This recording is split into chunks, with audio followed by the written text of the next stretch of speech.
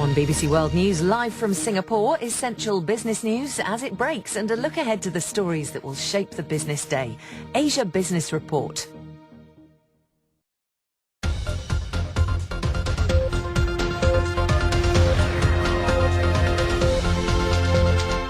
Hello and welcome to this Thursday edition of Asia Business Report. I'm Sharonjit Lail in Singapore.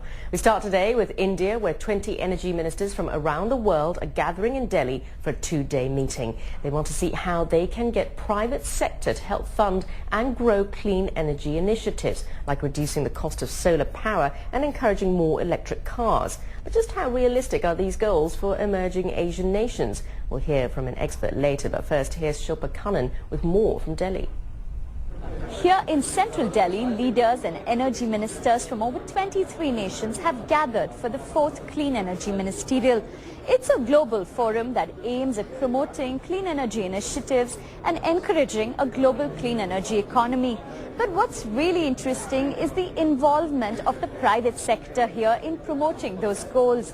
Leaders from government bodies and the industry representatives have been meeting to discuss various ways, for example, of reducing the cost of solar panels, faster adoption of clean vehicles, initiating clean technologies at various industry levels, and even evolving a power market in emerging economies. Inaugurating the two-day event, Indian Prime Minister Manmohan Singh voiced concern over what he called painfully slow progress of global climate talks. He said the goal of stabilizing global temperatures was nowhere in sight and pitched for individual countries to do more to improve their energy efficiency. Prime Minister Manmohan Singh said rich nations who were responsible for the bulk of greenhouse gas emissions were also best placed to provide workable solutions to mitigate climate change. But what was also interesting is he addressed one key concern of the private sector, which is finance. He said at the moment, green energy is not really viable without regulatory incentives or subsidies. This will be a huge relief to the private sector as they've seen a fall in investment over the last couple of years. Bloomberg New Energy Finance estimates that just in India in 2012, investments in clean energy initiatives have dropped by over 50% to $6.3 billion. This was mainly due to the expiry of incentives in the wind energy sector and fewer approvals in the solar energy sector. But what's most interesting is member countries of this forum are responsible for over 80% of the global greenhouse gas emissions. But they're also responsible for 90% of the investment in clean energy technology. Shilpa Kannan, BBC News, Delhi. Now for more on the gathering and what it's trying to achieve and if their goals are viable ones for Asia's developing countries, we're talking now to Christopher Clague. He's a senior analyst with the Economist Intelligence Unit. He joins us now from Tokyo. Welcome to the show. Now just tell us, how realistic are the Indian Prime Minister's goals to try to double his country's renewable energy capacity by 2017? I would say not very realistic at all, unfortunately. India is facing a number of constraints in this area, one of them being infrastructure. I also think that they're going to have serious policy uncertainty, and that's going to harm private sector involvement in this initiative. So I would be skeptical that they could hit this target.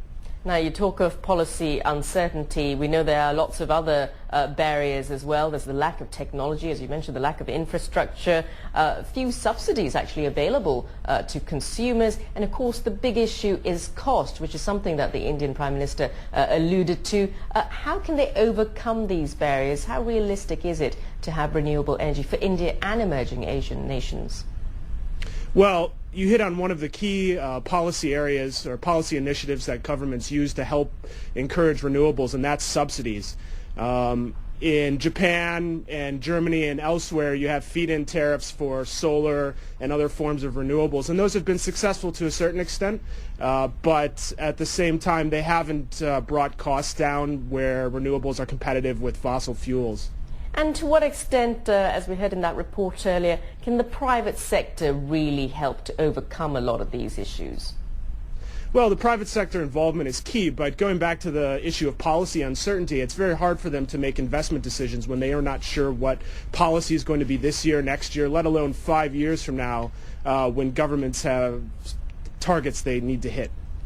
And obviously policy uncertainty is the key issue here. We know India facing an election next year. So how can we be certain that this is a topic that future governments should try to push through?